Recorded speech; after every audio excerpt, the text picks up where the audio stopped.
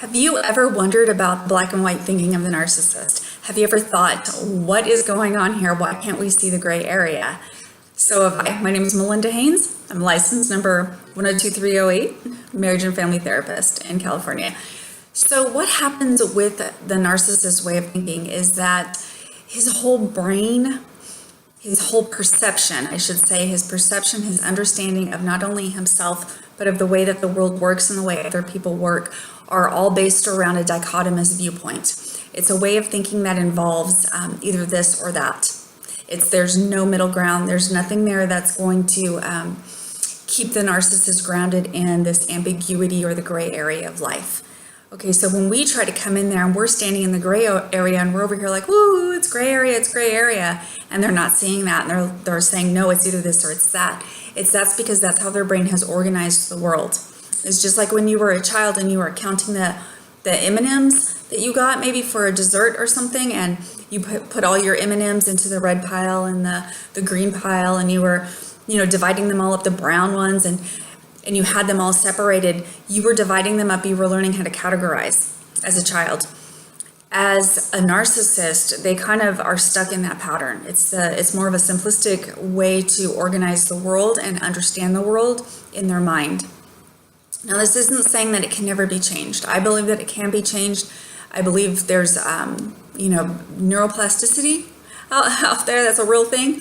That the brain can compensate for parts of the brain that aren't working, and there can be change. Okay, but in the meantime, if the narcissist isn't seeking change, and because the change is so slow, we don't need to sit here and let every single little thing they do just drive us crazy.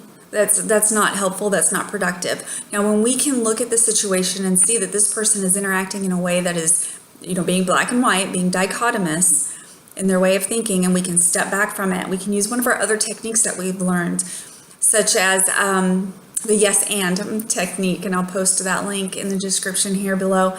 When we use different techniques of communication and of understanding and stepping back emotionally and being able to say, this is their issue, their way of thinking, their thought pattern, their brain is working this way, their mind is working this way, and we don't have to take everything personal, and we know how to interact with them, it saves us so much emotional energy.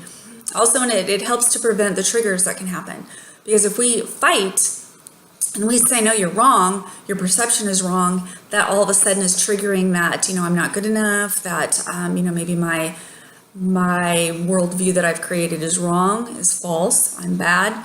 We don't want to trigger that in the narcissist, because that will set them off into potentially a narcissistic rage or, lecturing or one of these other things that we see. So let's not do that. Let's try to step back emotionally and understand that, their perception is such that they have to see things, they have to understand things and categorize things in this or that kind of teams. It's like all of life is a football game. It's this team versus that team, if that makes any sense. But anyways, I want to hear your feedback. Post your comments below. Ask any questions. Thanks for watching.